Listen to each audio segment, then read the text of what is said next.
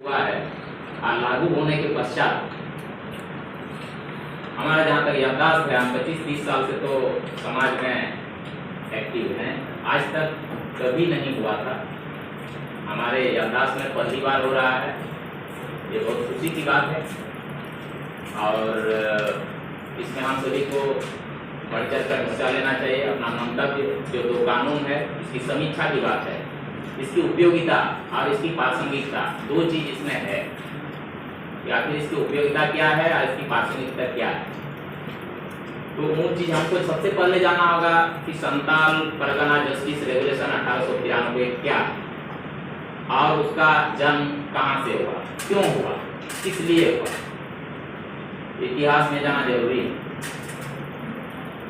तो हम सभी जानते हैं संथाल परगना का निर्माण संथाल रूप से हुआ है। वही संथाल रूप जिसका नेतृत्व 20 सीटों का अनुचाम मेरा पूर्व जानो हड़मा देशमा जी शामपुर परगना ने किया था। उनके अगुवाई में हजारों हजार संथाल योद्धाओं ने क्रांति की विरोध फूंकी थी और अंग्रेजों को ईस्ट इंडिया कंपनी सरकार को माफ किया था। हमें यह भी मालूम है कि उस वक्त जो है 10 नवंबर 1855 से मार्शल लॉ लगाया गया था। हालांकि हमारे इतिहास की किताब में बहुत सारी बातों को आज तक लिखा नहीं गया, इसलिए जिसके कारण हमारा समाज उससे अनभिज्ञ है। ये बहुत दुख की बात है। बहुत सारे राइटर्स बहुत कुछ लिखे हुए हैं। इससे पता चलता है कि संथाल रूल बहुत बृहद पैमाने पर बहुत भयंकर रूप से हुआ था, जिसके कारण अंग्रेजों को ईस्ट इंडिया कंपनी सरकार को मार्शल लॉ का उसको थोपना पड़ा। किंतु मार्शल लॉ लागू करने के बाद भी, मार्शल लॉ थोपने के बाद भी रूल जो है रुकने का नाम नहीं ले रहा था और उनको लगा कि अब शायद हमारी हार होने वाली है। ऐसी किस्म परिस्थिति में इंग्लैंड से फरमान आता है कि इन संथालों को किसी भी तरह से शांत किया जाए। शांत करने का एक ही उपाय था कि इनके विरुद्ध जो लड़ाई है उसको रोका जाए और उन्हें विश्वास में लिया जाए कि आपको कोई डिस्टर्ब नहीं किया जाएगा, आपको कोई टॉर्चर नहीं किया जाएगा, आपका व्यवस्था को संरक्षित रखा जाएगा। व्यवस्था माने मांझी परगना देश मांझी शासन व्यवस्था संथालों का और पहाड़िया समाज का सरकारी व्यवस्था जो पहाड़ में रहते हैं। तो उस समय ये संथाल परगना मूलतः दो भागों में बटा हुआ है। एक दामीन बोलते हैं, दामीनी को, ये पारसी भाषा का शब्द है जिसका मतलब है स्कर्ट्स ऑफ द हिल्स, इसका मतलब पहाड़ों का आंचल। इसके तहत वर्तमान में संथाल परगना के 12 प्रखंड है जिन्हें विभिन्न जिलों में विभक्त किया गया है। दुमका का काटीकुंड और गोपीकांदर,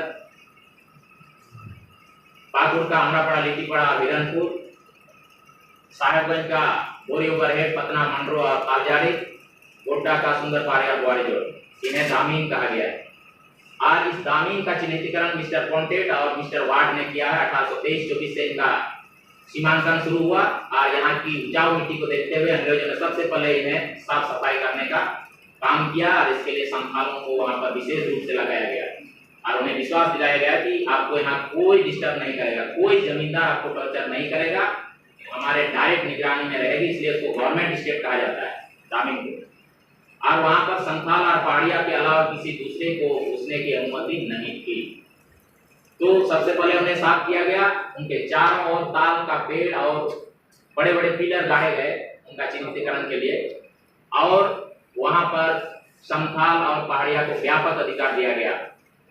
परंतु कालांतर में वहां पर भी बाहरी लोग घुसे, गैर आदिवासी, गैर संथाल, गैर पहाड़िया लोगों ने वहां व्यापार करना शुरू किया। काफी टॉर्चर हुआ और उसी टॉर्चर का दुष्परिणाम था कि ये जो है संथाल रूल के रूप में ये हमारे सामने आया और उस क्षेत्र का राजस्व उस समय जो 2000 रुपया था, संथालों के परिश्रम के बलबूते 1840 से 45 तक वहां का राजस्व जो है 40,000 रुपया क्रॉस कर चुका था।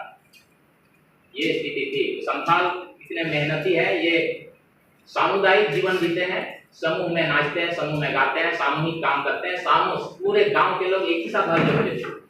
ये हमारी परंपरा है।